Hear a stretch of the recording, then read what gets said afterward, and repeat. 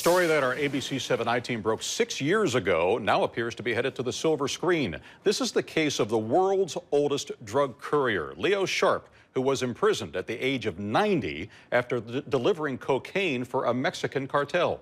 Eyewitness News investigative reporter Chuck Gowdy joining us now with the story. Chuck? Alan, Hollywood mogul Clint Eastwood has plans to play Leo Sharp and direct the movie called The Mule, according to film industry source TrackingBoard.com. At age 87, Eastwood is still a Hollywood force. That is the same age Sharp began working as a cartel courier. From his home in Michigan City, Indiana, where the I-Team first met him after his drug mule career was suddenly interrupted by federal charges. You know that was cocaine in your van? I did. Leo Sharp was facing numerous federal charges when we first interviewed him in Northwest Indiana. Sharp had been arrested during this traffic stop by Michigan State Police on the tail end of a road trip from Mexico, carrying 105 bricks of cocaine for the Sinaloa cartel.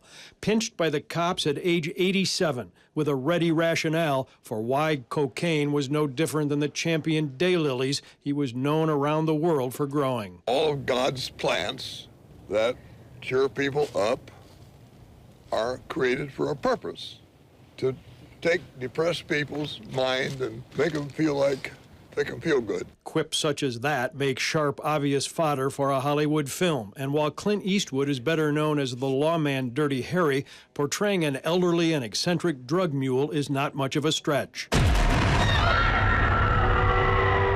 Eastwood has just finished directing this, the 1517 to Paris that debuts next weekend. It's an interesting story about regular people doing exceptional things. And no one was more regular and exceptional than Leo Sharp, whose life story is said to be next on Eastwood's movie agenda, reportedly including Eastwood's return to the front of the camera as Sharp himself. The drug mule will not be on hand to see his story in theaters. He died in December 2016 after spending a year in prison and getting an early release due to poor health. The decorated World War II veteran is buried in a national cemetery in Hawaii, thousands of miles from the felonies that made him famous and are about to make him infamous.